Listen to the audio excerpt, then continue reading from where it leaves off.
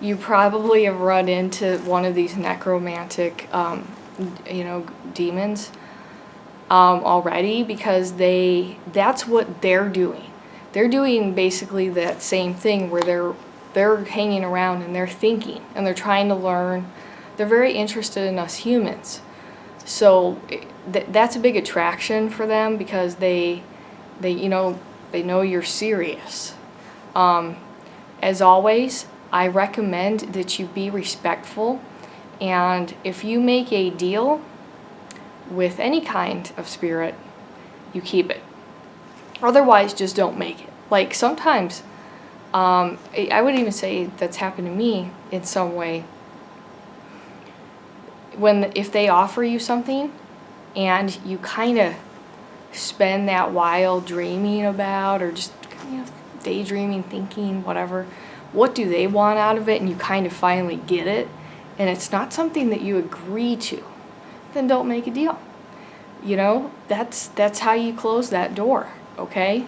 But be very serious, be respectful, and realize, once again, my public service announcement, that this is if you are a necromancer, this is a really high honor, and it is a privilege to be able to gather this knowledge, and that is kind of what I do.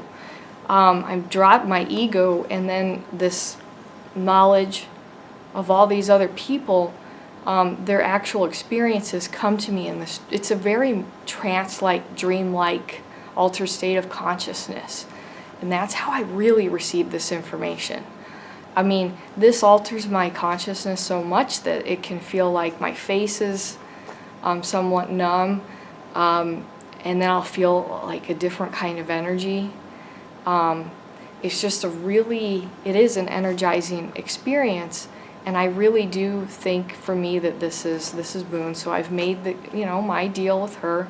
If spirits don't want me to talk about my deal, they'll let me know, but I think what I'm doing is I'm trying to put my story out there so that other people might not feel so alone, or they might be able to relate.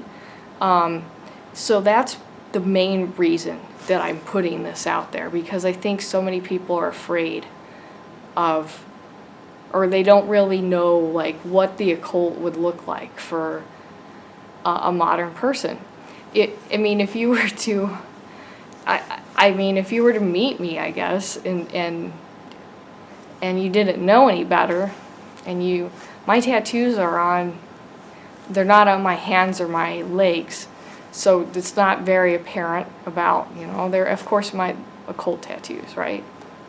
But you wouldn't see that. You would think that I'm like a completely normal person, and I think that on a surface level, a good occultist should be able to pass as that, should be able to operate in the mundane, have lots of other hobbies and attachments, but that's kind of part of mastering, grounding and stuff too. I can just kind of look at things in this way here, and look at them in this completely other way. But yeah, that's what Bune is for me.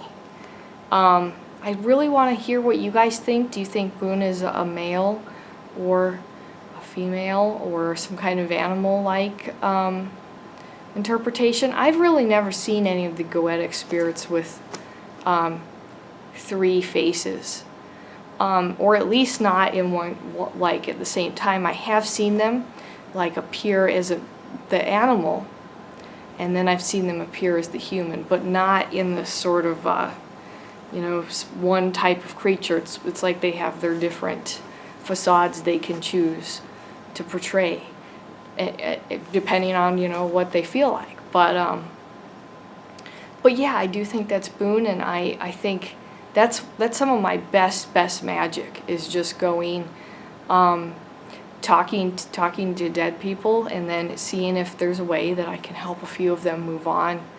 And it seems like I get a lot of energy. Now, this is only, recently that I've really intellectualized what I'm doing. I've just been doing this for years. I go, I know I feel better, I feel like I'm talking you know, to, I've put value in what I'm doing enough to keep doing it, and it does a lot for me. This is what I feel most comfortable in other words, and that's my calling. So it's really a lot of fun to articulate and put that there. So, you know, I hope to do a video about Bune, but in the meantime, we'll talk about Asmodeus, and then we'll get into the video. I'll see you guys later. Bye.